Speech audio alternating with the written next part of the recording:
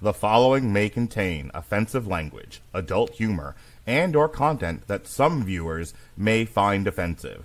The views and opinions expressed by any one speaker does not explicitly or necessarily reflect or represent those of Mark Radulich or W2M Network.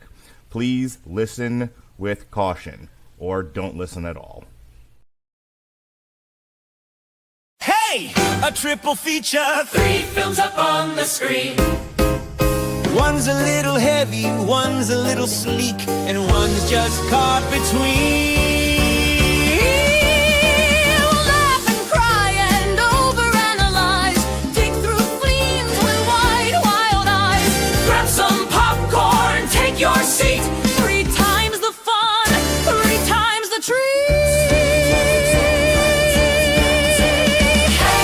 Triple feature, that's what we're here to do. What we're here to do. Buckle up, the lights go down, and we'll watch them all with you. Shooby-dooby-doo-wah. Hello, welcome to Triple Feature. I am joined again, against her better judgment and wishes, by Shay Tate. How you doing, Shay? I'm good. How are you? I'm good. And joining in, also, boy, I'm like, I'm going to be done with everything early tonight. Everyone's going to get their links. I'm going to have everything all set up, and I forgot 2 things. Speaking of forgetting 2 things, ladies and gentlemen, she's the other host of TV Party tonight, Alexis Hana. Happy Halloween.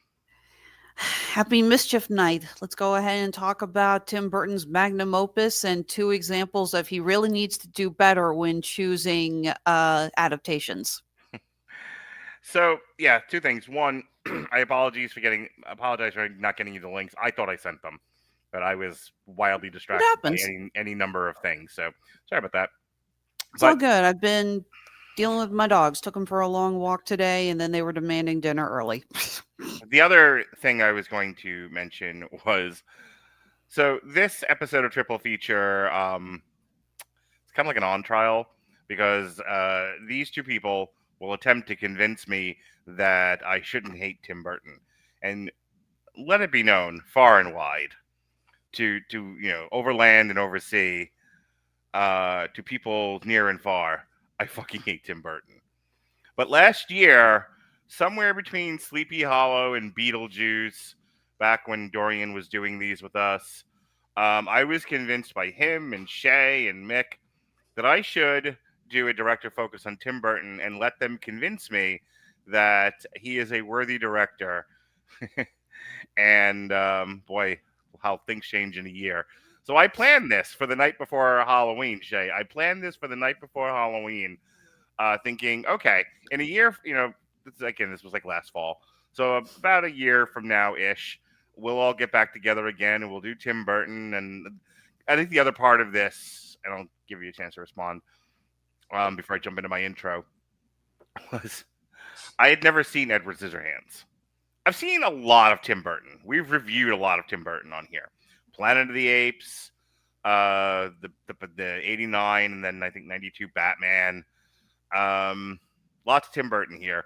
But I've never actually watched Edward Scissorhands. So this gave me an excuse to do that. Your thoughts, madam? I mean, about you watching Edward Scissorhands? Anything that I've said since I said hello, it's Triple Feature. I mean, I think you have every right to not like a specific director. I really love Tim Burton, but also I absolutely love old horror movies, and I love the German expressionist style. And really, that's kind of a big thing that you have to like in order to like Tim Burton movies, because all of Tim Burton's works are very heavily rooted in the German expressionist style, and in the monster movies of the 30s through the 50s. What was the first Tim Burton movie you ever saw?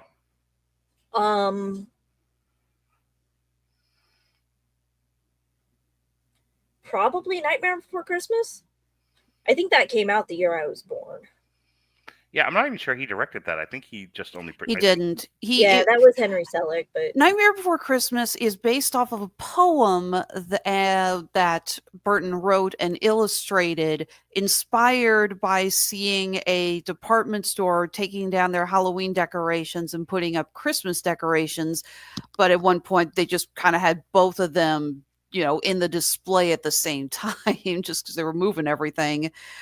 And he produced it. Henry Selick directed it, but it is always known as Tim Burton's Nightmare Before Christmas, although I side with the joke that it should probably actually be called Danny Elfman's Nightmare Before Christmas, because he wrote all the music for it, and that movie is nothing if not a go-hard musical with Elfman's style really presented to it. I mean, he even sings Jack Skellington's voice.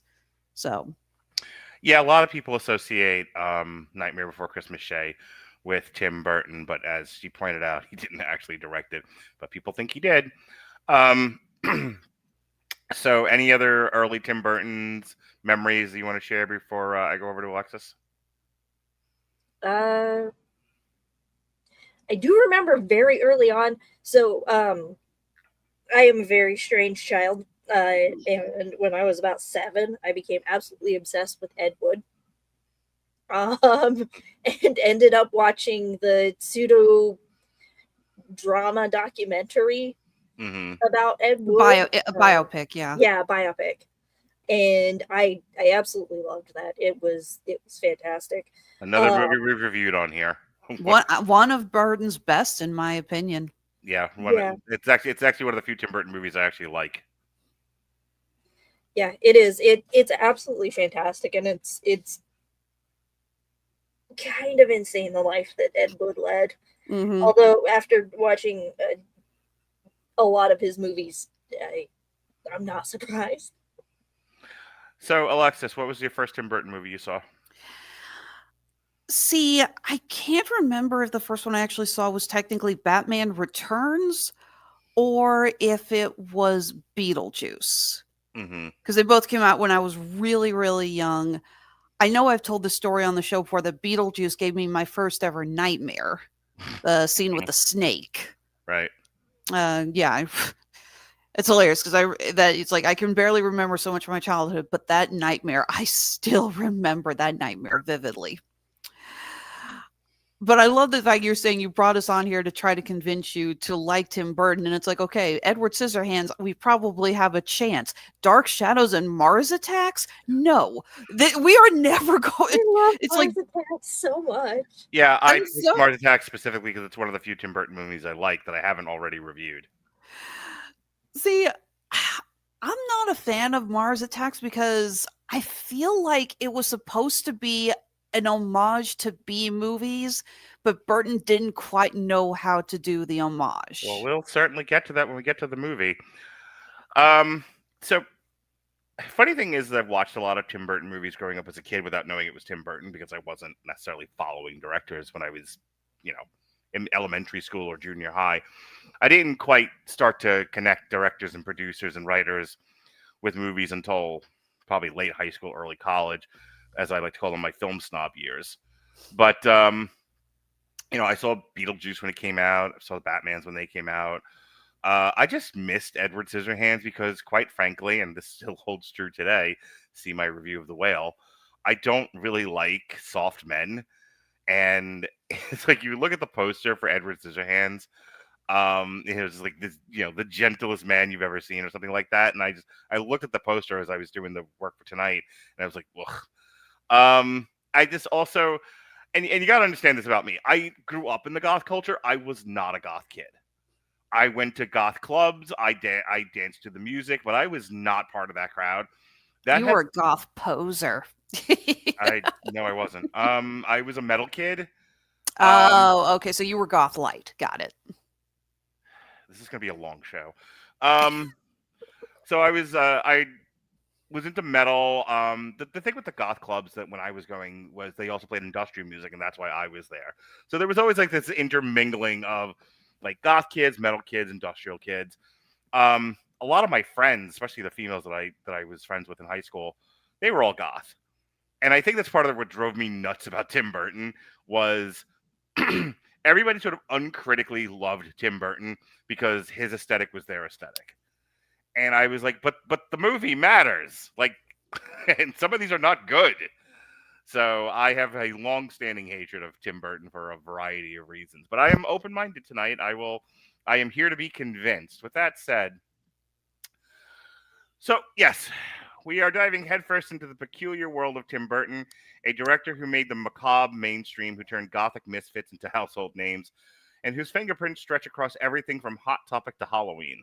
This is why we're doing this the night before Halloween. We're talking Edward Scissorhands, as we said, Mars Attacks, and Dark Shadows. 3 films that chart the rise, the chaos, and the late period self-parody of an artist both liberated and trapped by his own imagination. Starting with Edward Scissorhands in 1990, written by Caroline Thompson and Burton's own sketchbook memories of growing up isolated in Burbank. It was the film that distilled his aesthetic into myth. Johnny Depp, at the time mostly known for 21 Jump Street, shed his pretty boy shell and became Burton's porcelain tragic hero. Mute, gentle, stitched together like Frankenstein's son, wielding scissors instead of hands. Winona Ryder's casting right after Heather sealed the film's outsider romance. The pastel suburbia shot by Stefan Zapke's underlined Burton's eternal contrast. Artificial normalcy versus sincere monstrosity. Danny Elfman's score completed the equation. Lush, melancholic, and whimsical. It became shorthand for Burton-esque itself. Culturally, Edward Scissorhands didn't just invent the modern fairy tale for weird kids. It made weirdness beautiful, sad, and commercially viable. Jump ahead 6 years to Mars Attacks, 1996. Burton's chaotic middle period statement, adapted from a gory 1960s trading card set. It's less narrative and more a kaleidoscope of cultural mockery. The all-star cast, I will read these later, reads like a parody of Hollywood excess. Burton's production design fused 1950s pulp sci-fi kitsch with gleeful nihilism. Bubble helmets, ray guns, and Martians with bulging brains who vaporize conquest to the sound of Slim Whitman. Ooh-wee. Critics were baffled. Audiences split, but the film aged into camp classic. The rare satire that predicted America's coming absurdity. Beneath the chaos is Burton's favorite theme, the destructive vanity of normal people undone by the very world they built. Then there's Dark Shadows, 2012. His reunion with Johnny Depp and Helena Bonham Carter at the tail end of his Imperial phase. It's like everyone waits till 9 o'clock then wants to text me. Based on the 1960s gothic soap opera, it should have been a home run. Undead, aristocrat, haunted mansion, family secrets, but Burton's ornate production design and candy-colored melancholy fight with a tonally confused script. Michelle Pfeiffer anchors the ensemble, with Eva Green steals the film as a vindictive witch. It's beautiful to look at. The chiaroscuro lighting, the Baroque costumes, even the CG bat shimmer with Burton's trademark morbidity. But it feels like a museum of his own style. If Edward Scissorhands was innocent and Mars Attacks was rebellion, Dark Shadows is resignation. A filmmaker haunted by his own iconography. And that's the thread running through all of this. Tim Burton is cinema's patron saint of the misunderstood. His movies about being othered, the monster in suburbia, the alien who laughs, the vampire who just wants to belong. Even when his storytelling falters, his visual language remains instantly recognizable. German expressionism filtered through America. Edward gory cartoons painted with studio money. He made black eyeliner a brand. Snowflakes a metaphor for loneliness, and weird kids believe they weren't alone. So why watch Tim Burton movies today, besides to annoy me? Because they remind you that the artistry doesn't come from belonging, it comes from refusing to. In a world addicted to algorithmic sameness, Burton's gothic sincerity is an act of rebellion. Whether it's Depp's gentle gestures in Edward Scissorhands, the Martian's absurd destruction in Mars Attacks, or the velvet gloom of Dark Shadows, Burton teaches the same lesson again and again, and again and again and again and again and again and again. Sorry, I was buffering. Beauty lives in the bizarre. And if you can see yourself in the monster, maybe you were never the villain at all. Sure, absolutely. Alrighty. So let's get into Edward Scissorhands. 1990 gothic romantic fantasy, produced by Burton and Denise DeNovi, written, as I said before, by Caroline Thompson. Stars Johnny Depp, Winona Ryder, Diane West. Anthony Michael Hall, Kathy Baker, Vincent Price, in I think his last role, and Alan Arkin. It tells the story of an unfinished artificial humanoid who has scissor blades instead of hands, and is taken by their suburban family and falls in love with their teenage daughter. It was a critical and commercial success, grossing over 4 times its $20 million budget. The film won the British Academy Film Award for Best Production Design, the Hugo Award for Best Dramatic Presentation, in addition to receiving multiple nominations at the Academy Awards, British Academy Film Awards, and the Saturn Awards. Both Burton and Elfman consider Edward Scissorhands their most personal and favorite work. All right, Shay, you're up first. Tell me all the things that you love, that you watch every single day, that you obsess over regarding the Edward Scissorhands. So fun fact, when first time I watched this movie, I fucking hated it. Wonderful. I'm so glad you're here. There's a story behind this, by the way.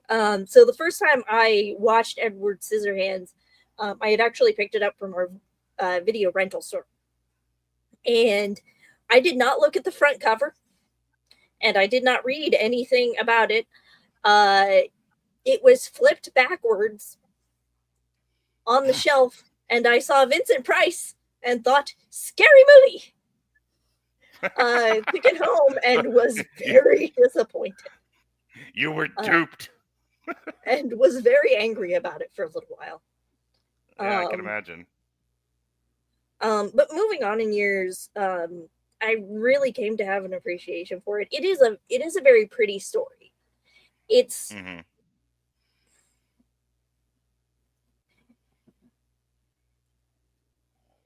I feel like it hit really hard with my generation because it's how a lot of us felt. Especially those of us that were allowed to watch horror movies as children. I grew up on the Universal monsters, and it felt so much like a much more positive version of the Frankenstein story. It is still very fucking sad, but it is a much more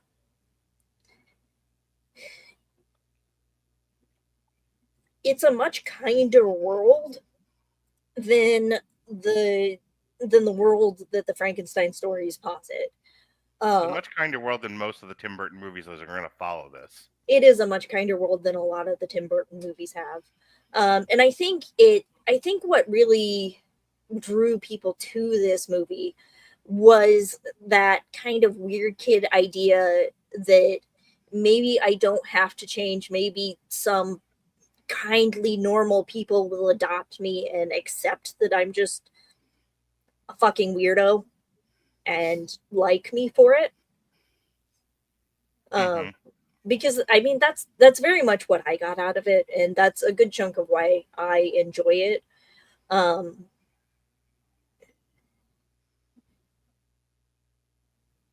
It's not the most plot heavy movie, but it's sweet. No, it's a lot of Edward Scissorhands just doing stuff until we get to the back half of the movie. Yeah, but it's also framed very much in a fairy tale manner, and honestly, a lot of the time, those fairy tale type stories kind of work really well when they don't have as much detail into it.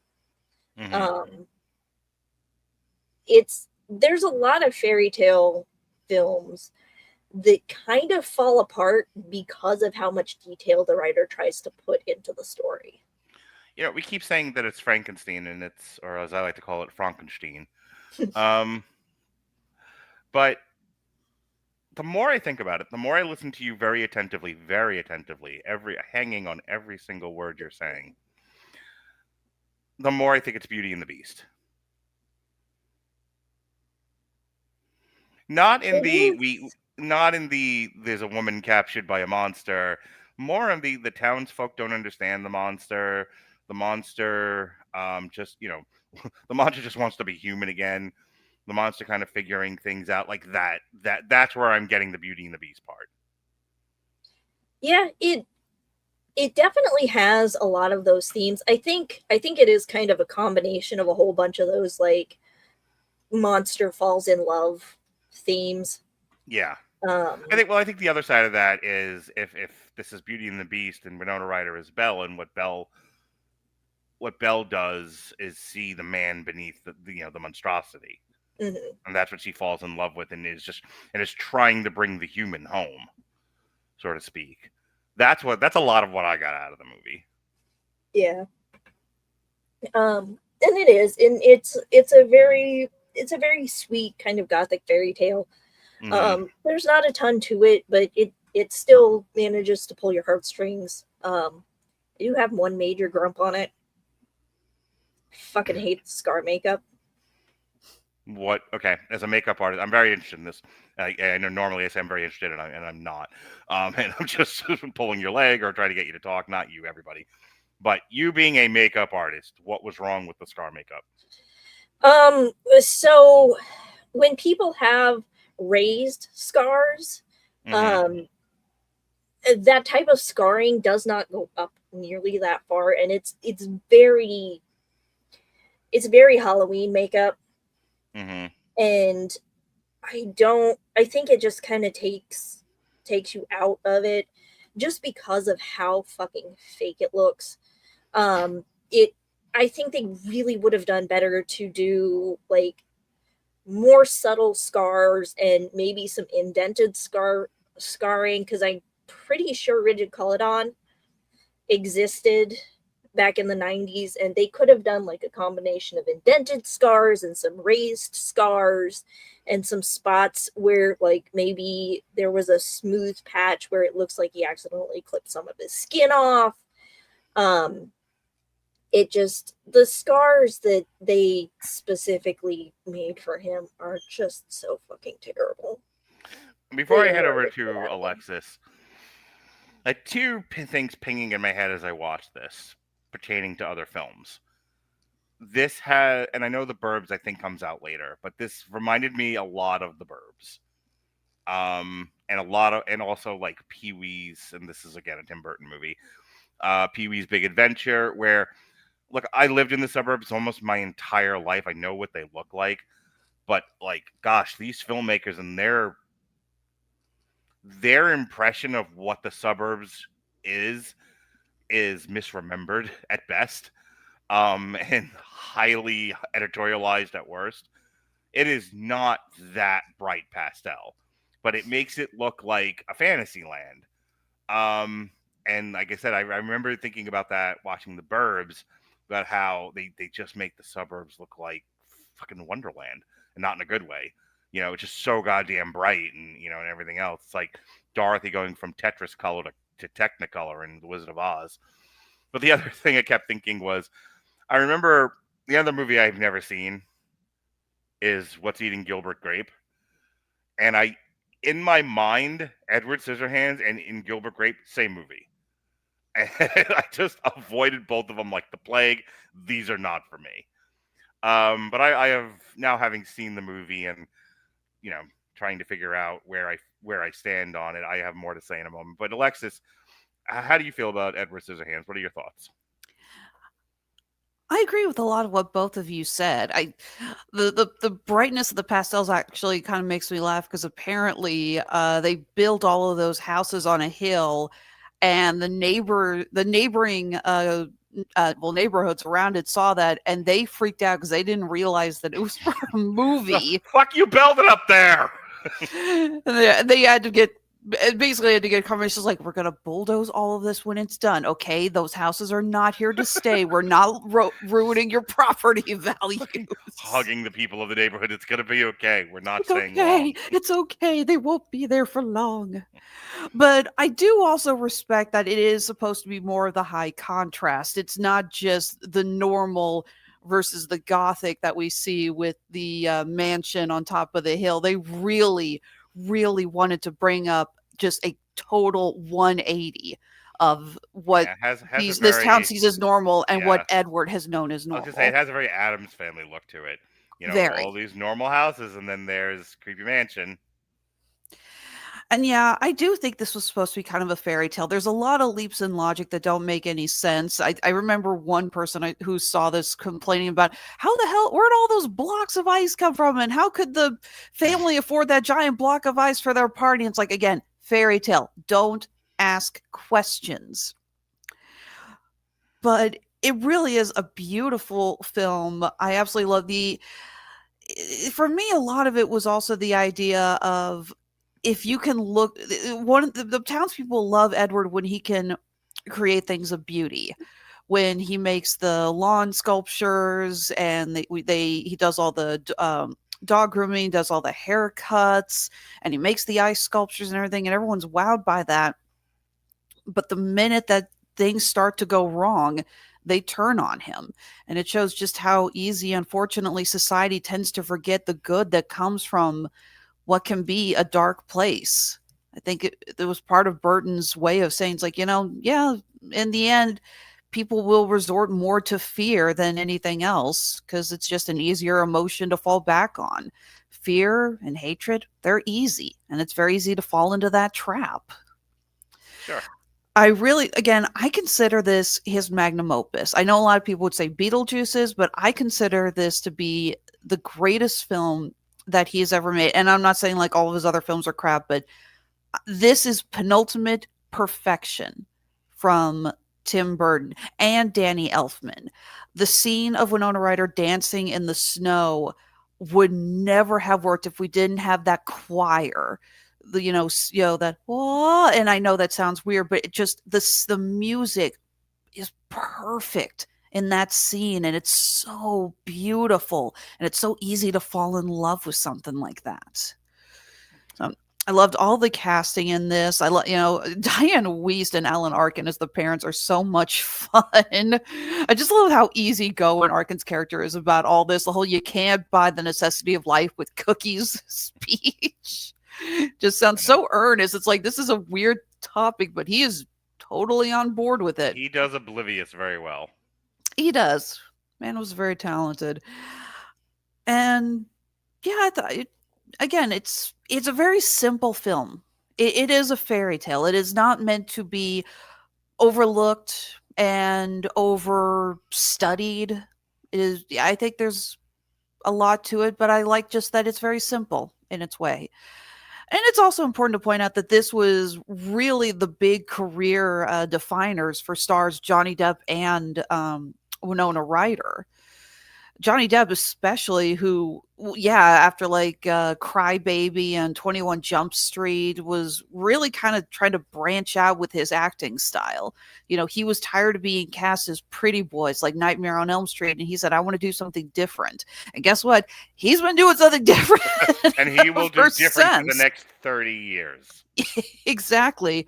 But you could say it started with Edward. This is the movie that set him on the path that he is now as an actor.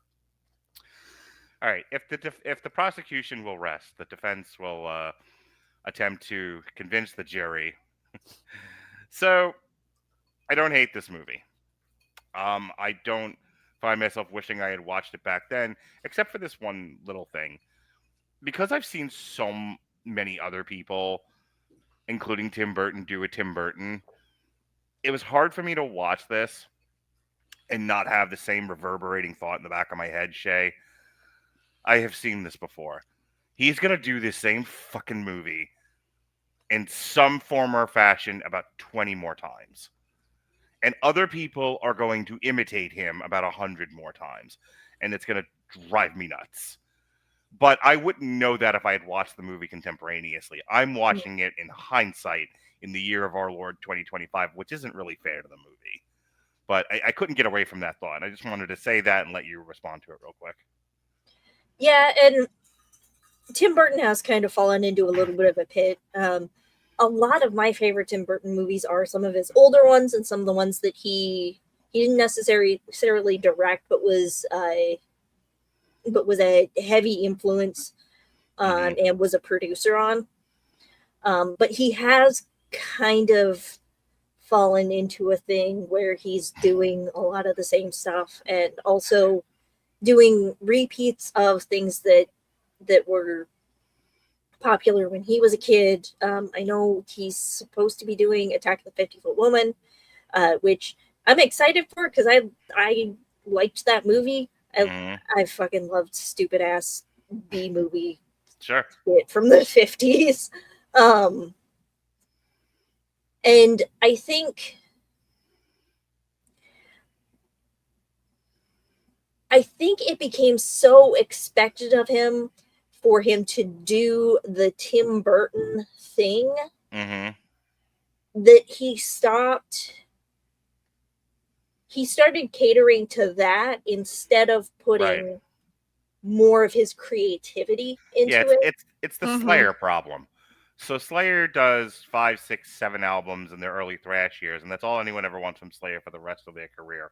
And God help them if they ever tried actually an even better version of this. Metallica. Metallica does 5, 6 thrash albums that define who they are, and then they go, all right, well, it's the 90s now. Let's do a hard rock album. You know, we won't give it a title. We'll call it the Black Album, and it becomes the most popular thing on earth. And then and then half of their fan base gets mad at them for not doing more thrash. Like, hey, what the fuck is the Black Album shit? We wanted more. We wanted more Kill 'Em All. We want more Master of Puppets. And they're like, no, we're gonna do this for the next decade and annoy everybody. Yeah. And What's you know, hilarious is that you would basically say, it's like, how dare you do something unique and different from what you were doing? But this is actually the opposite of the problem with Burton. What we want more out of him is, Mark, I'm assuming you've never seen this, but Shay, have you seen the illustrations that Burton did when he was young? Tons of them have been published and found online. Yeah, that's actually what a good chunk of my natural drawing style is based off of. Exactly. And all of those original characters that he came up with. And yeah, Edward Scissorhands was one of them. And so many of them would be fascinating for stories, for movies and stuff like that. But I feel, and I'm not saying that all of Burton's adaptations are bad. Far from it. Sweeney Todd, Big Eyes, Batman, obviously. I even love his version of Charlie and the Chocolate Factory. He does have talent, but I know a lot of us really want him to go back and see more of these original creations. It's like, dude, we want the Burton from Edward Scissorhands. We want the Burton from Beetlejuice. Please come back to that. He seems to be stuck in a phase of nostalgia. I compare him to a director I do really enjoy, and I will always be the first person online to go see this, Quentin Tarantino. I love Quentin Tarantino, and there are some stylistic things that he does that are very identifiably him in almost anything that he does do. Mostly the foul language and some of the sing-songiness of the dialogue. But for the most part, Quentin Tarantino, you never know what he's going to do next. It'll be long, and it'll have Samuel L. Jackson in it. But outside of that, you don't really know where he's going or what he's going to do. And every movie is its own thing, which is my problem with Tim Burton. This is not necessarily the case. Go ahead, Shay. So Tarantino generally makes Grindhouse, which was a hugely varied genre in the 1970s. Mm-hmm. Grindhouse basically referred to anything that was kind of indie and very violent. Right. So let me talk more about this movie so we can move on to Mars Attacks. I had to very quickly accept Johnny Depp's performance of this character. I think he did exactly what was asked of him. He played the character as it was written, and I think Johnny Depp does give him some natural soul, some sympathy, which works in that character's favor. Might personally hate it, but that's not what this is about. I'm trying to be as objective as I can. I liked his. It's funny, his costume. Again, I'm looking back at it with 20/25 eyes and remembering memories of going clubbing and seeing people gothed out, and I was just like, Jesus Christ! Now I know why all the girls dressed the way that they did. They're all doing an Edward Scissorhands. The ones that just weren't putting black tape on their boobs. Like the belts and everything, like the way that he's all kind of strapped together. I was like, Jesus Christ! This is every kid I went dancing with. I was gonna say anime characters got nothing on the amount of belts on Edward Scissorhands. Yeah, so there's that. I struggle these days with movies like this because, again, this is also an editorial about suburban living, and I've done some writing as of late about sort of the the post-war birth of the suburbs, the rot beneath the shiny veneer. So, like, I kind of get what a lot of these filmmakers are doing. Like, they're looking at what hath God wrought post World War II, post baby boomers, and I get why. Also, I can't help it. Like, yes, what you're saying is true. On the other hand, you and about 100 other people are saying it about 1,000 times, and I'm getting kind of sick of it. Like, I'm just beat over the head with this message. So, I struggle with that, but that's very much an internal thing. I just fucking like hate the suburbs. The Oh, actual the actual sorry. character, the actual performances. Diane Wiest is good. Alan Arkin, like I said, is sufficiently oblivious. Winona Ryder, I struggled with her performance, but the fact that Anthony Michael Hall is the bully in this, and I kept thinking about him in like the Breakfast Club, and then he does this, and he's like, and it's funny because like I'll never see Anthony Michael Hall, especially in that era, as a bully, and he is trying his level best. I don't know how successful that was. It's a very quiet movie, and some of the funnier parts are really just the neighbor performances, and some of them it's if Edward Scissorhands were made today, it would be Edward Scissorhands the show, not the movie, because there were so many like set pieces, and so this is what you were saying before about like the pacing, Shay, is it's kind of stitched together, no pun intended, sketches. It's Yeah. it's he's a Saturday Night Live character. And it's like, okay, here's a guy with scissor hands. Let's watch him eat dinner. Ha ha! He can't do it. Let's have him molested by a neighbor. Ha ha! He's awkward. And it's just like even like the falling action after the denouement, after the high point of the film, it's like we're doing like a Three's Company here where he didn't do anything wrong, but he's framed, and it's all such nonsense. It's such a sweet and innocent film that way. Like, this is some of the most basic stuff. I can see why it has wide appeal and why it's genuinely loved. Well, it feels very much like a poem that was expanded upon. Yeah. Which doesn't necessarily, it's not necessarily a bad thing. Nightmare Before Christmas was a poem that was expanded upon. Right. Well, that got helped by the music. Yeah, that did get being a helped musical. by the music. You can kill a lot of runtime singing about a minor plot point. I pissed in the closet can be a 15-minute doo-wop rendition. So with dances and animals and whatnot. Go ahead, Alexis. I was just say there is one element of Edward Scissorhands that I think is important to address, and that is Vincent Price's role. It was his last theatrical role. Poor man had Parkinson's and emphysema. It was just really debilitating. Price was Burton. Stroke on camera. Yeah, that scene where Vincent Price dies.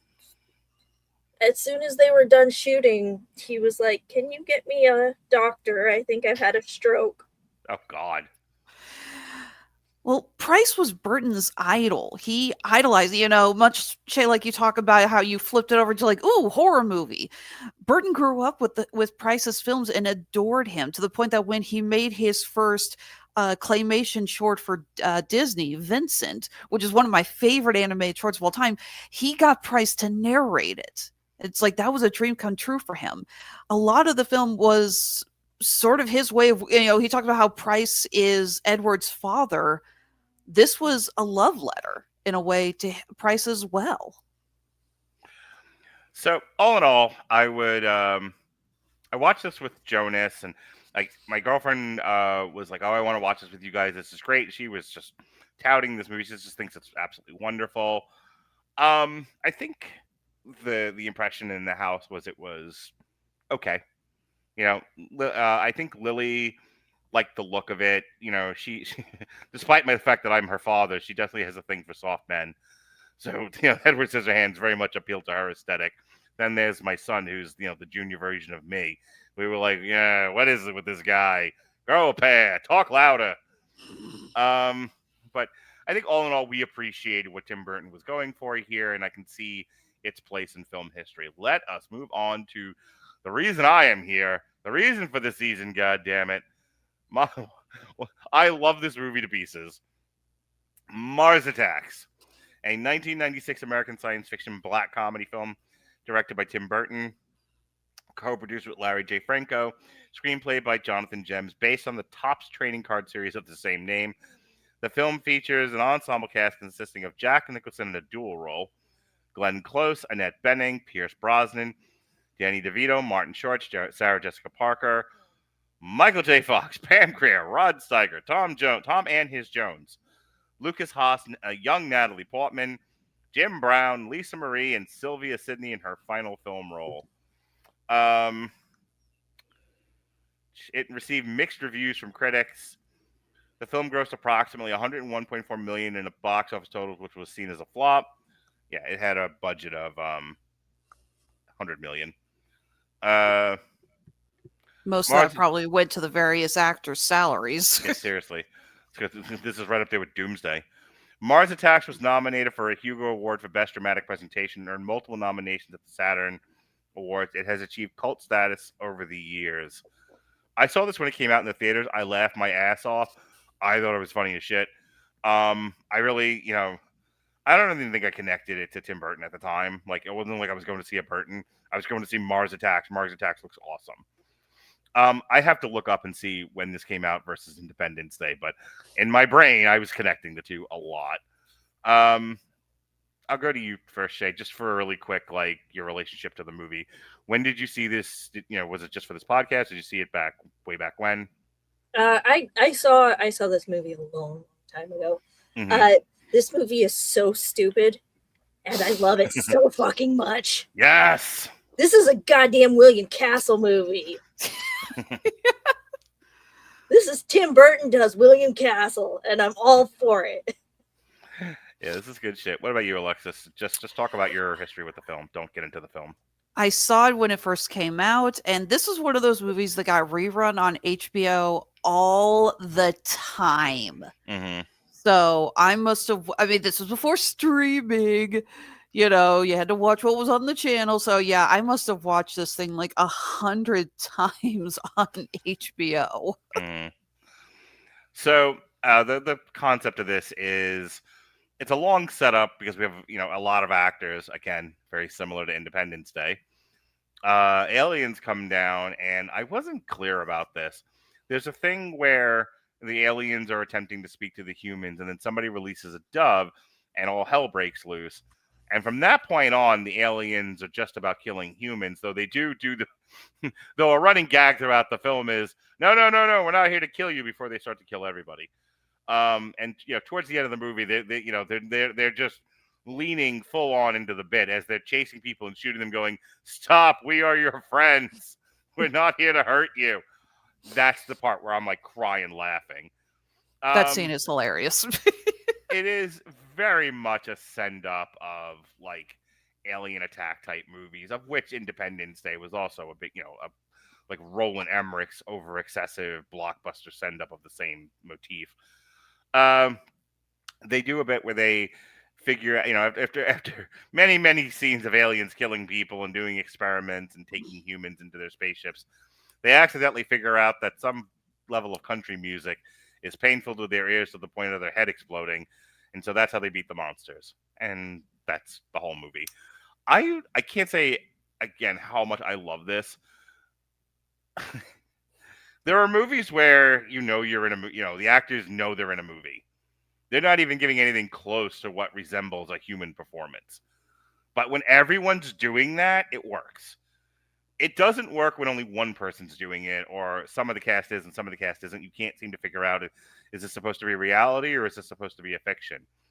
Everybody in this knows it's a fiction and is leaning into it fucking hard.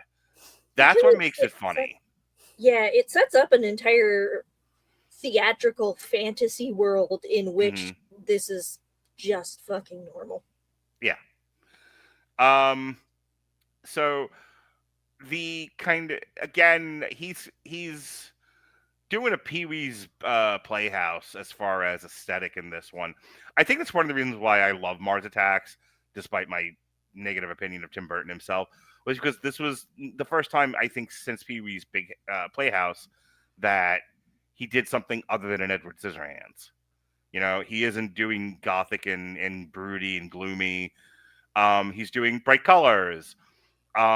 He's everyone kind of associates like gothic culture with Tim Burton, but I think if you take a step back and you look at the thing that is I think is more associated with Tim Burton is monsters. And here he's just doing a monster movie. He's doing a Godzilla without having to do, without doing all the other stuff that he does. Which is probably why I like it as much as I do. Jack Nicholson cracks me up in this. Glenn Close, I've never seen her overact as much in any other movie as she does in this one. Oh, I'm sorry. Did you not see 101 Dalmatians? That's close.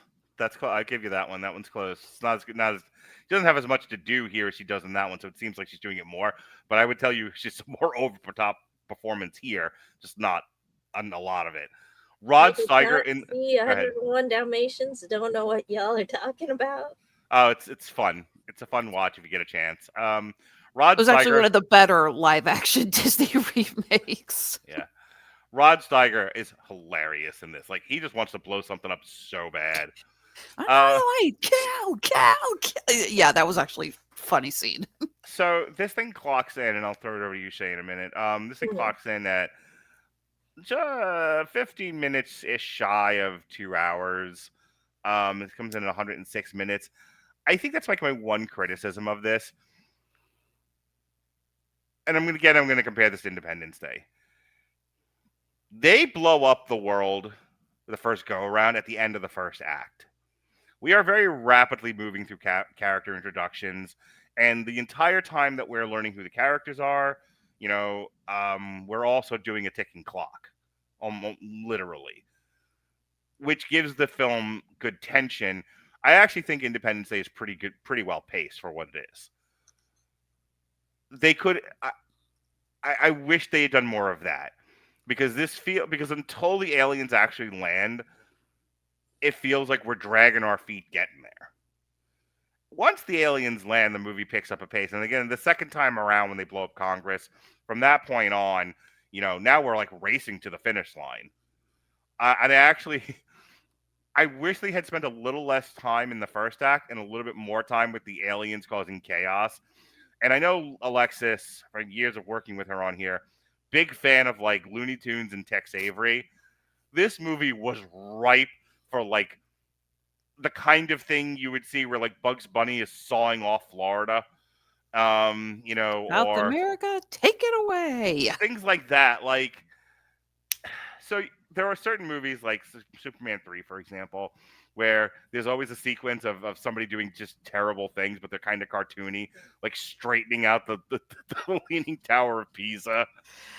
And then when he fixes it at the end, and the guy just like destroys all the models that he just spent making.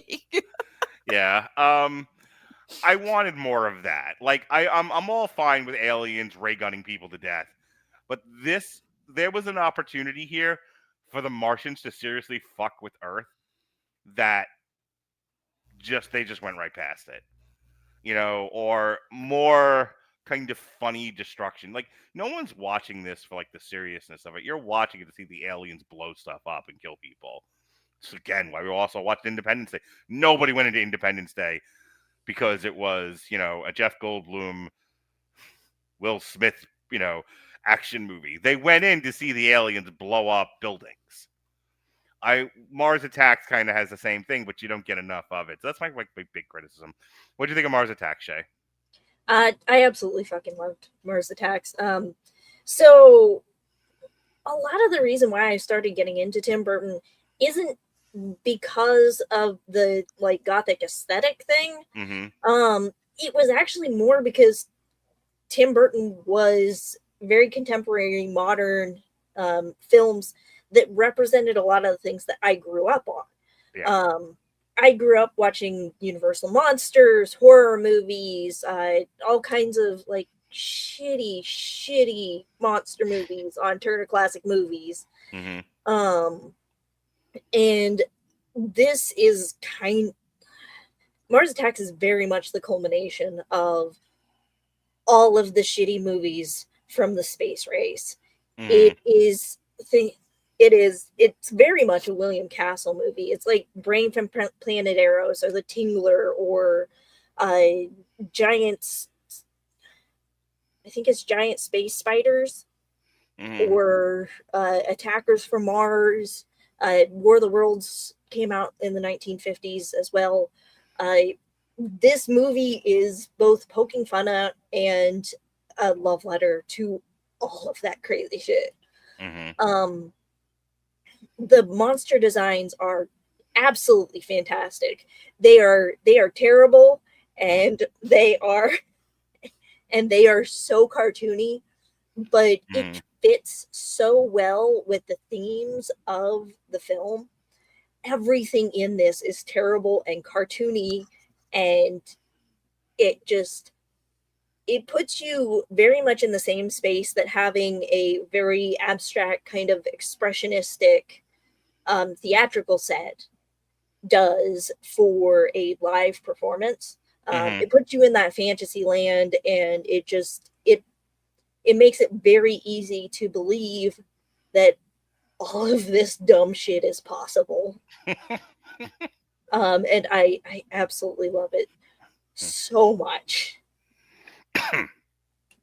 Alexis, your thoughts?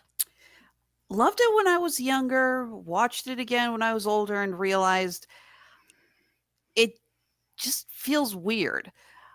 First of all, the advertising for it, I remember clearly showed, yeah, it's called Mars Attacks. Obviously, they're showing all the destruction, but they keep playing around with the whole, oh no, they may be peaceful. It's like it takes forever for the Martians to actually like, okay, let's just go in and invade, which, like you said, that's what we want.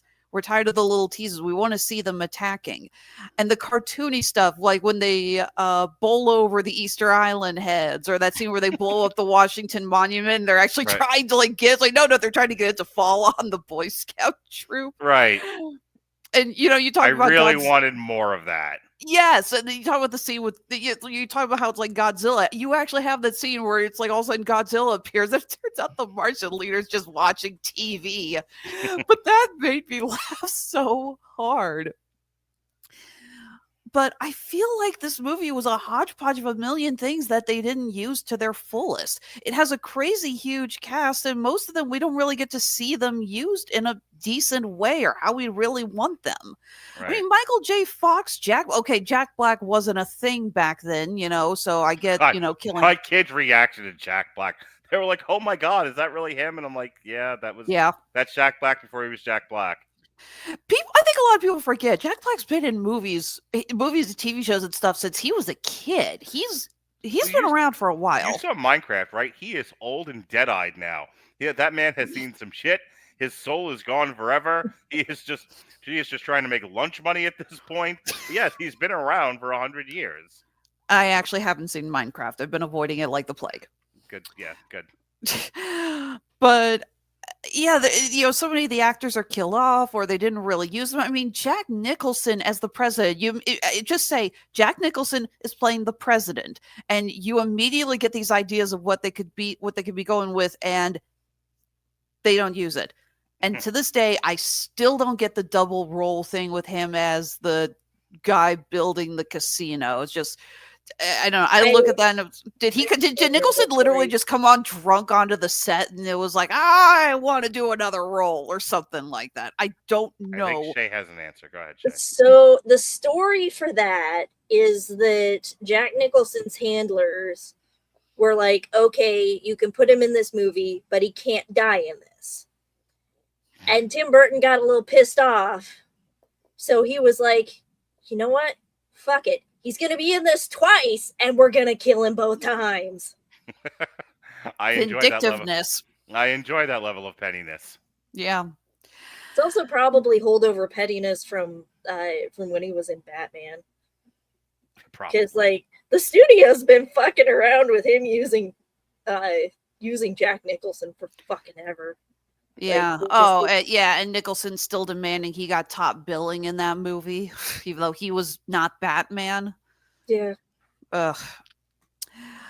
No, just I don't know. There's a lot of parts of this that I really do enjoy. Again, the cartoony nature of some of the attacks, like you were talking about, Mark, the Easter Island, the Washington Monument, the "Don't run, we are your friends" segment. That made me laugh so hard, but so much of it, I'm like, again, To me, it feels like Burton did want to make a William Castle inspired B movie, but really didn't know how to do it.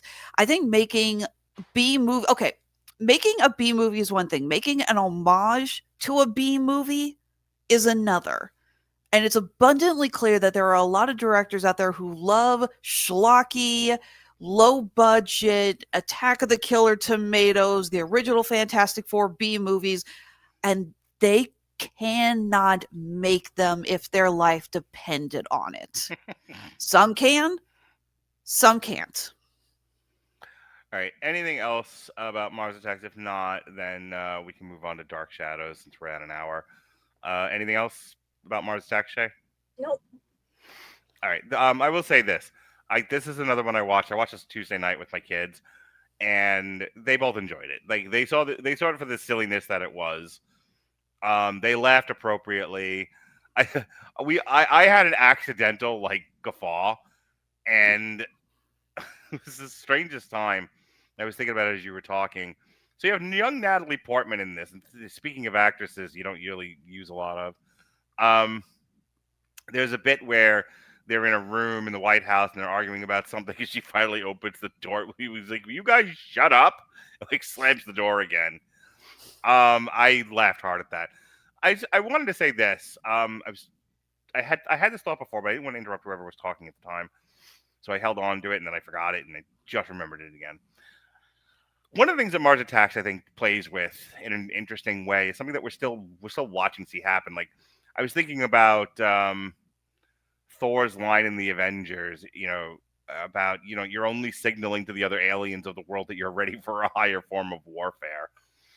One of the common threads through science fiction and science fantasy is this idea of really being anxious about technology and specifically going into space. At the time that a lot of these, Shay, you brought this up, that, the space race movies, what doesn't get talked about, I think, because it's sort of embedded in the art, but no one takes it any further than that, at least not that I've seen, is this idea of that fear of the unknown. Well, what if we go into space and it's our undoing? What if we get out there, we get out to Mars, we start to colonize the galaxy, and it attracts attention of people, of aliens we can't handle. I mean, the way things are right now, people are just like, would they hurry up and get here and enslave us already? Like, let's go. My SNAP benefits run out November 1st. I'd like to be an alien slave by then. I understand people sort of existential dread right now of just like an asteroid, alien, something. Let's TikTok. But at the time when there was still hope and bread on the shelves, people actually worried about the state of the world and what going into space would mean. And Mars Attacks sits firmly in there. That if we look out into the universe, what's going to look back at us may be something we can't handle and don't want. So I'll just give you, Shay, a minute to kind of respond to that, see if that tickled the brain cell or two. So yeah, it does, and honestly, that has been a theme in a lot of films since the start of the space race, and the start of the nuclear age too, because all of that kind of started pulling through at the in the middle of the 1940s, and I think people have always been kind of afraid of that, because we know our own history, even if we don't know it particularly well. We do understand that our species, particularly white people, have a really terrible habit of colonizing and enslaving. We were just the best at it, Shay. That's all. Yeah. That's not something that I would like to be good at. I've never seen you so mad at me before. This is great. I'm gonna remember that for the rest of the evening. I'm gonna go to sleep tonight with that Shay's disgust face in my brain. All right. Speaking of disgust, let's get into Dark Shadows. This is a 2012 gothic dark fantasy comedy horror film based on the gothic television soap opera of the same name, of which I know nothing about. Stars Johnny Depp, alongside Michelle Pfeiffer, Eva Green, Jackie Earle Haley, Johnny Lee Miller, Chloe Grace Moretz, more people with 3 names, Helena Bonham Carter, and Bella Heathcote in the dual role. Christopher Lee has a small role in the film, marking his 200th film appearance and final collaboration with Burton. Jonathan Frid, star of the original Dark Shadow series, makes a cameo appearance and died shortly before the film was released. One of the film's producers, Richard D. Zanuck, died 2 months after its release. Oof, Jesus. The film had a limited release on May 10th, 2012, and was officially released the following day in North America. It performed poorly at the U.S. box office, but did well in foreign markets. Reviews for the film were mixed. Critics praised its visual style and consistent humor, but it felt like lacked focus or substantial plot and developed characters. Yeah, it had a $150 million Marvel budget and made $245 million Snow White monies.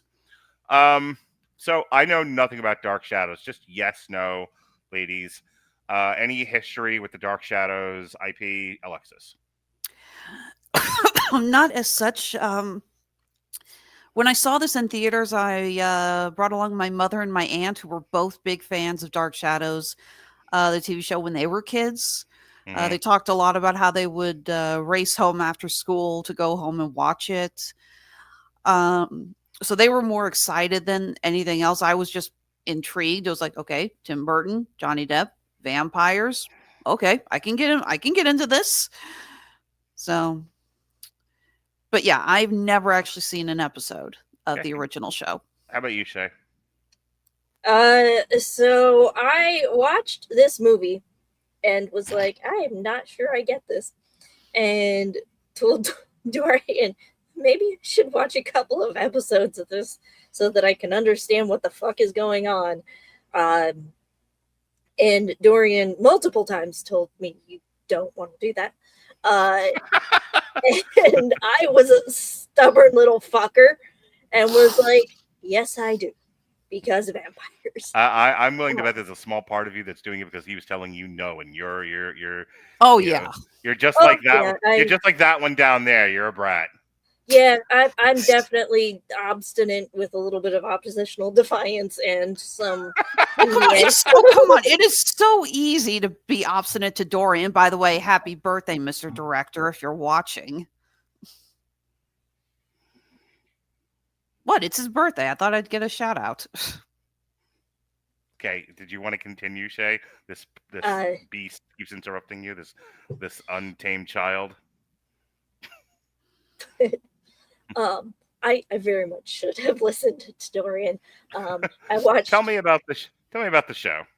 Oh God, it is the most boring thing I have ever watched. Okay.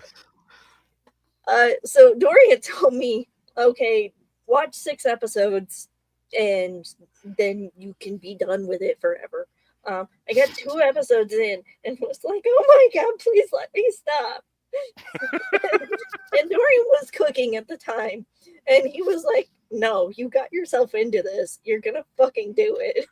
Why did you let him continue to force you to watch it? You could have just turned it off and walked away. Because that is how that relationship is. She bratted out, now she has to be punished. Yeah.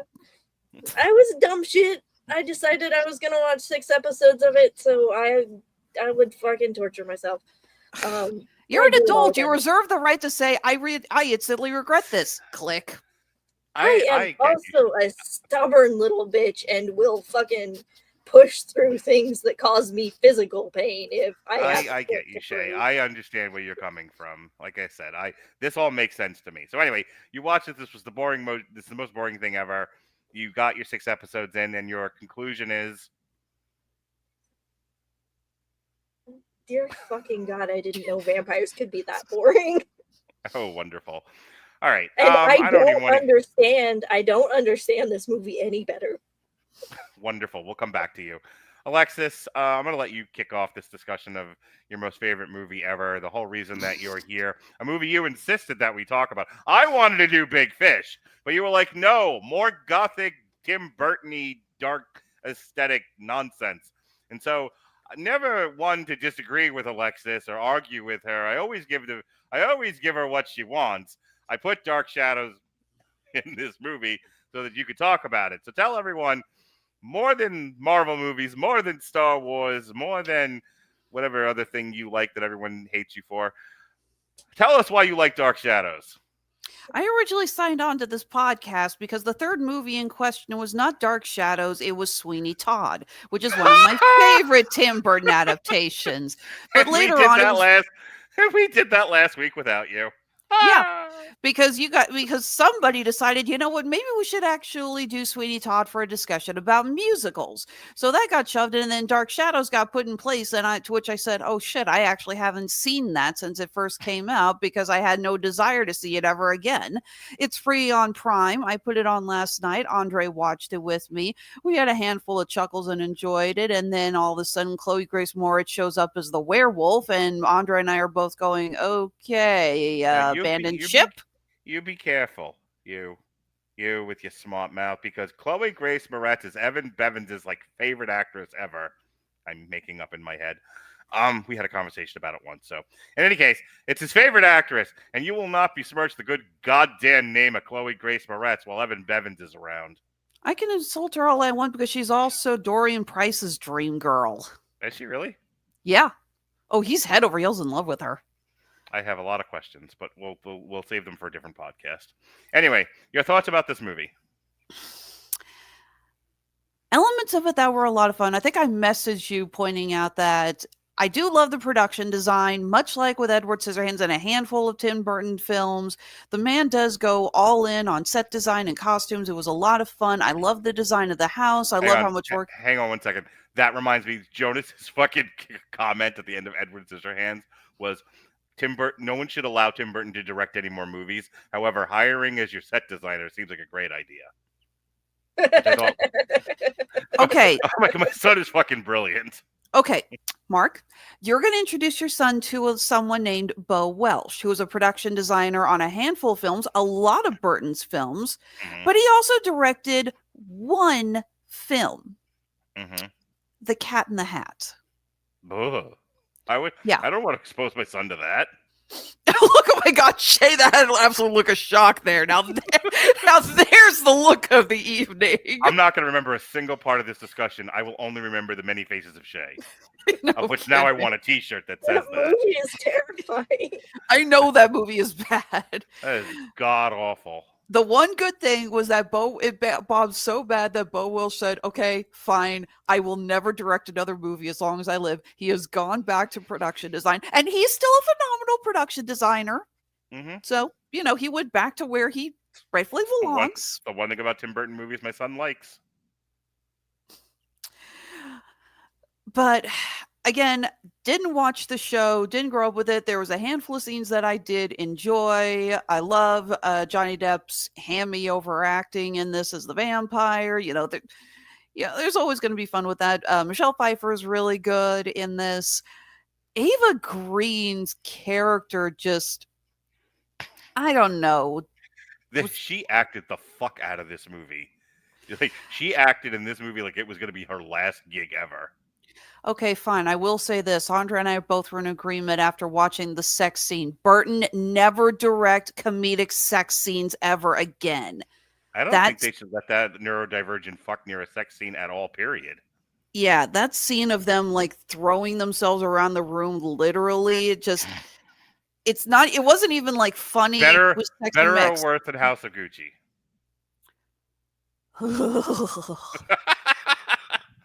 Hey, Shay. You want to have some fun? Go look up the sex scene between Lady Gaga and Adam Driver from House of Gucci and have yourself a Halloween time. It remains to this day the most uncomfortable sex I know what Adam Driver ever... looks like. I don't want any part of that. I still remember that trying to watch that movie. We lost the power to the theater because there was a wildfire in the vicinity nearby that had cut off, and it's all the power had been lost. And I just remember walking out going, this was an act of God. And I told you, I said, I only got through like a third of it. We lost the power in the theater. They sent us all home. And I had no interest whatsoever in finding another theater and finishing that piece. I will not go back. I will not see this a second time. No, I won't. Right. Your any other thoughts on Dark Shadows before I move on to Shay? Again, I think there were a lot of elements of it that were fun. Love the Alice Cooper cameo. The man still kicks all kinds of ass.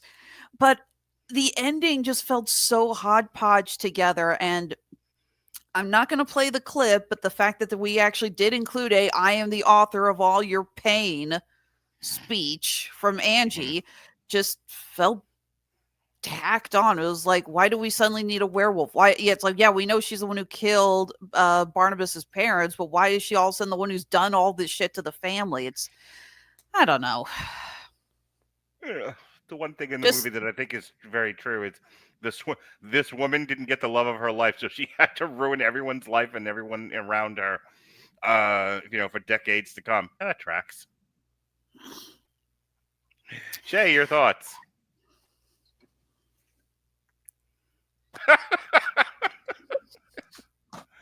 God damn it! Not what I'm drinking. Shay, your traumatized feelings, please. I didn't understand this movie. I didn't get the plot. The special effects were nothing looked like it was there. I didn't understand why any of the stuff in it was in it. I don't know why this movie exists. Because Dark Shadows. No. Because Johnny Depp liked Dark Shadows, and he got the rights, and he approached Tim Burton and said, "Hey, I think you'd be perfect for this." Yeah, this was Depp's doing, not Burton.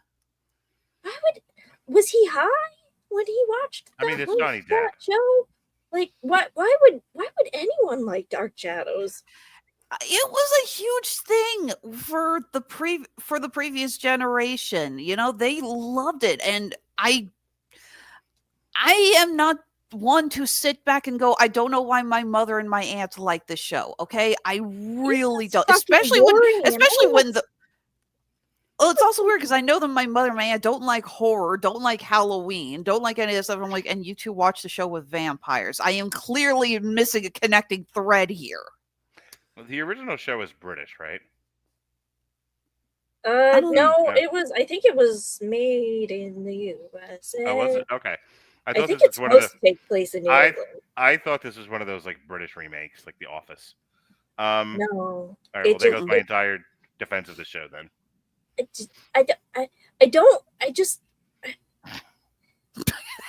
Shay, breathe, sweetie. I like that you're like it's a remake of a movie that's super fucking boring, and I regularly watch silent films. Oh, I'm gonna have fun turning this into an essay later. All right. All right, take I get a don't know beer. why it exists some kind of judging Johnny Depp for liking it so much. Okay. I don't hate this movie. I'm glad I watched it for free on Amazon. It's very much like, here's the problem with me and doing this podcast for nigh on 20 years and watching as much media as I do, is some of it just starts to run together, and it really, you got to be like Darren Aronofsky to fucking get my attention these days.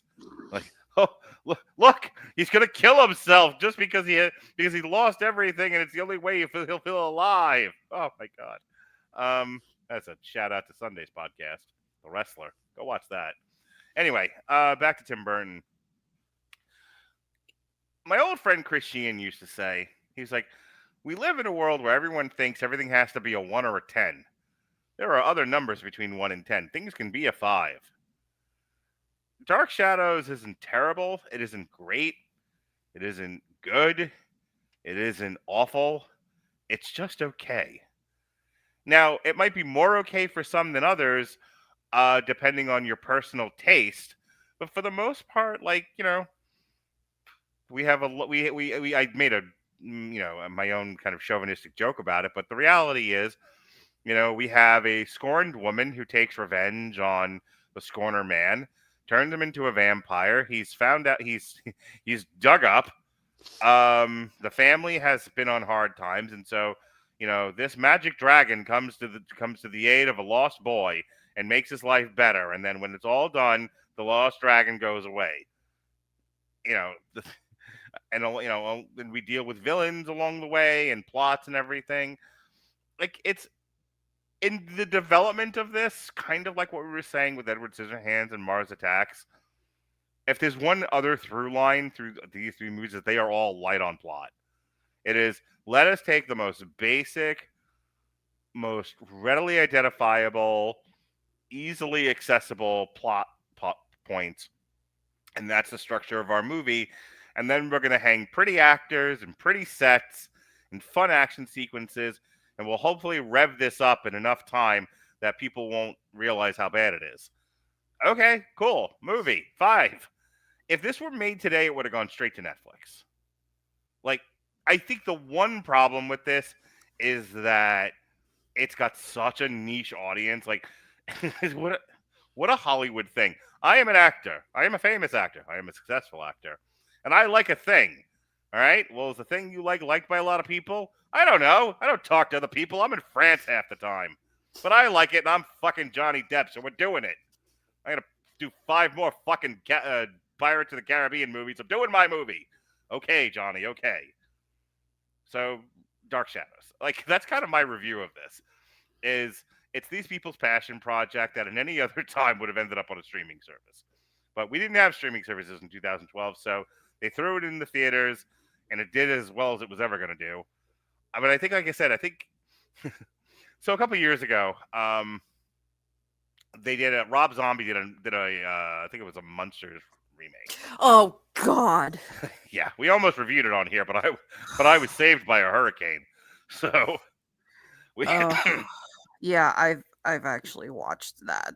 God help me. 20 years ago, Rob Zombie puts that movie in theaters. But now, because we have all these other outlets, and you can, if you're talking about just not monetary value, but eyeballs on screens, you can have a lot of success by making kind of a 5 movie and throwing. Look at, you guys are not Robert, so. But if Robert were here, I wish my brother Robert were here. If Robert were here, we could rattle. He would have hated you for forcing him to review these 3 movies. If Robert were here, we could rattle off about 20 different straight to Amazon or straight to Netflix movies, which did great viewing numbers that would have bombed in theaters or did bomb in theaters. Like Red One, just to give you an example of a recent one of late, that was the Rock's Christmas movie from last year. Mm-hmm. Like, it didn't make money because it cost too much money because the Rock's an insane person. Did great numbers on Amazon. A couple years back, there was Red Notice. Again, starring The Rock. I'm seeing a pattern here. But it also had Gal Gadot and Ryan Reynolds in it and did great numbers. No fucking way that movie would have made money in the theaters, though. So, Dark Shadows is perfectly serviceable, I think.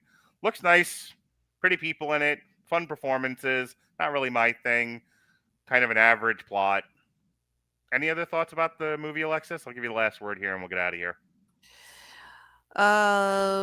Really good soundtrack. Awesome seeing Christopher Lee even for a few seconds. I think the only character that I actually really enjoyed watching was Jackie Earle Haley, just because I love the fact that, he gets hypnotized to be a familiar, and it's literally just like, okay, now what? just his non-blasé reaction to the fact that he's now being controlled by a vampire genuinely made me laugh. I'm a big fan of Jackie Earle Haley. I think he's an amazing character actor. Mm-hmm. So I always like it when he shows up. Yep. Again, he really made me laugh. Well, folks, that is our Halloween edition of Triple Feature. Our director focused on Tim Burton, and may we never speak of the shortcut again. Shay, did you have fun through all the trauma and all the trials? Yeah, I did. I'm glad. This is always a ton of fun. Good. This past week, again, we did the Darren Aronofsky trilogy on Sunday. We did Requiem for a Dream, The Wrestler and the Whale. Robert and I reviewed Springsteen, Deliver Me from Nowhere. Alexis, if you can get a chance to see that, you should. It was really good. Which one? I think Springsteen. Oh, Yeah. Do you think it's going to show up in the Oscar nominations? I think so, at the very least, for Jeremy Allen White's Best Actor performance. Okay. I'm going to try to Uh, take my dad to see that. I didn't get to take him to see A Complete Unknown, and he was really mhm. disappointed by that. My dad's the biggest music geek on the planet. Oh, he'll And he'll have a good time, I think, with the Springsteen movie then. well, he's the one who was, nagging at me to watch The Bear. So I know he's a fan of Jeremy Allen White. Yeah, definitely go see it. This past Wednesday, myself and Harry struggled through his show. Between my exhaustion and his internet connection, it's not our best effort, but we had a really good discussion about internet journalism. We talked TNT, Effie's Big Gay Brunch, UK3, and Game Changer Wrestling's Josh Burnett Bloodsport 15, both of which took place in London. London calling. This Sunday, November 2nd, I will be on source material. This will be a long recording session that he will then chop up for other episodes about 6 months from now.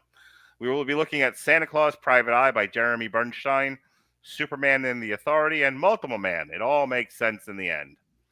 And then on Monday, we are taking a break from Damn You Hollywood, but I am not taking a break from Robert Winfrey. I can't quit Robert Winfrey. No, I can't.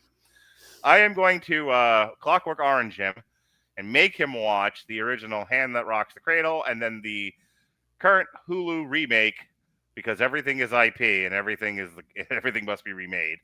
The 2025 Hulu, straight to Hulu, The Hand That Rocks the Cradle. So we'll be comparing and contrasting those on Monday instead of doing Damn You Hollywood. Alexis will be doing Gen V Season 2 with Jesse, and that'll be a good show because I won't be there to harass Alexis, and Jesse is always very kind to her against my better wishes. Anyway, we just did Stranger Things Season 3. I haven't gotten to you yet. Shut up. Well, I was talking about and Jesse and I had a wonderful time on that because he is very nice to me. Yes, he treats you better than you deserve. Triple feature on this Thursday, a week from tonight. We'll be doing an Arnold Schwarzenegger actor focus. And quite frankly, this is the best triple feature I've ever put together. This is, by God, this is amazing stuff right here. I cannot wait to watch all three of these movies this weekend with my children. This is what makes me a good parent. We will be watching Commando, The Last Action Hero, and True Lies. Peak Schwarzenegger, everybody. Peak Schwarzenegger. That's what I call it. What do you think about that, Shay? What do you think about Peak Schwarzenegger? You ever see Commando? Huh? Alyssa Milano, 13 years old? I have not. I love Commando. I love a lot of action movies. You got to watch Commando. It's one of those, it's like the stereotypes and the cliches and everything are so thick you could just wring it like a wet You sponge. think Rambo is like, is like a symbol of American macho action movies? It's not. It's Commando. Commando is everything that was right about the 80s. It's amazing. And it's got some of the best one-liners too. You're a funny guy, Sully. I just like be you. careful. That's why I'm going to kill you last. Just be careful. Commando is so masculine, you might get pregnant just watching it. It's that good. just sweat and camo and guns and the woods and Alyssa Milano. Oh my goodness, I'm steamy just thinking about it. Oh, it is so much fun. It's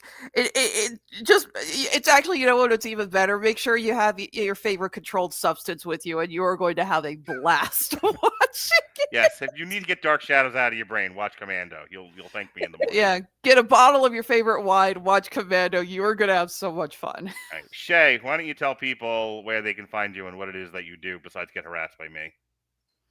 I am Shay Tate at Tate FX. We are just wrapping up the busy season, but I am a special effects artist, makeup artist, costume designer, prop maker. I do a lot of stuff. I think we're now adding animator. Nice. I did some animations and like hand drawn CGI claymation.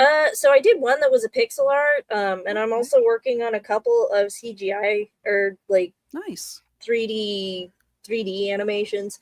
But I can also do a whole bunch of like 2D animations. I have a lot of really weird hobbies, and apparently I can make money off of them every once in a while. You mind if I ask what software you're using for your animation? I'm genuinely curious. So for the 2D, I usually use Krita mostly because I've been using Krita for about 20 years. And for 3D animations, I usually use Blender for artists. Blender is the most common, yeah. Yeah, But it's the base reliable. Blender- It's very reliable. It is very reliable, and Blender for Artists is the base version of Blender with an overlay on top of it that makes it a lot more graphically easy to deal with. Okay, cool. So Shay will be back. Everyone loves Shay. Shay is amazing.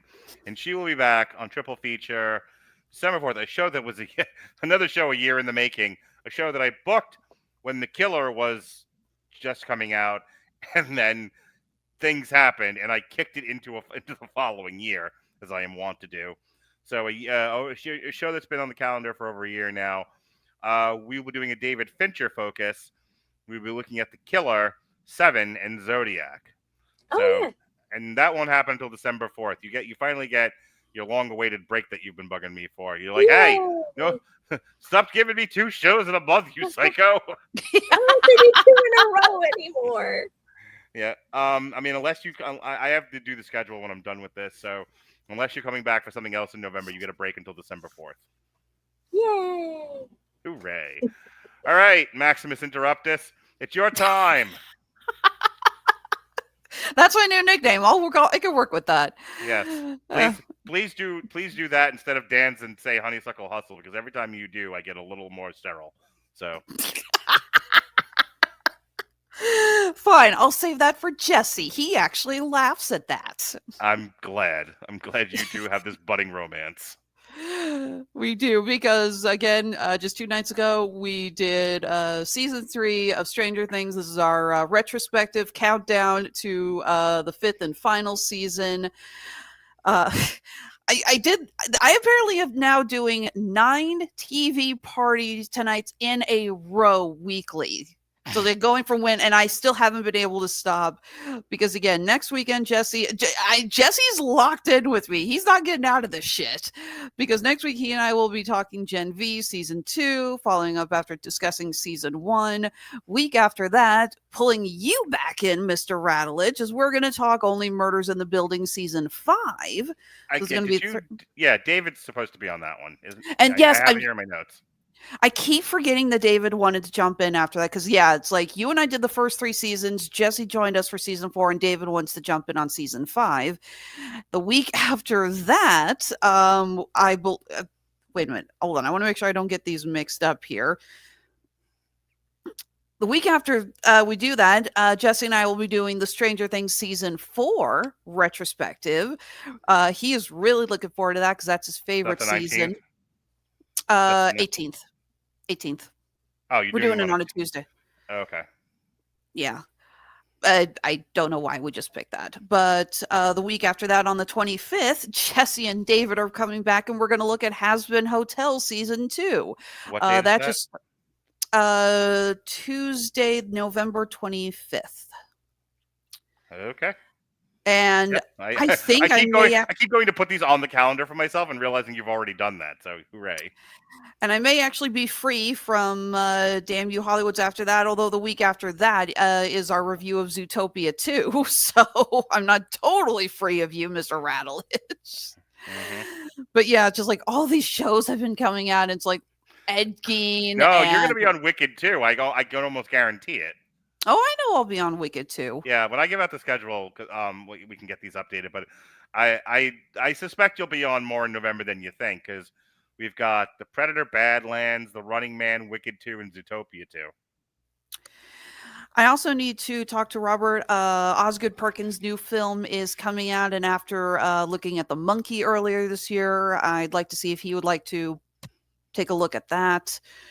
So we got that going out. This has been a very interesting year for horror movies. And I mean that in a good way. It's the only genre not becoming an entire money sinkhole. No kidding. That's why the majority of my top 10 list right now is scary movies.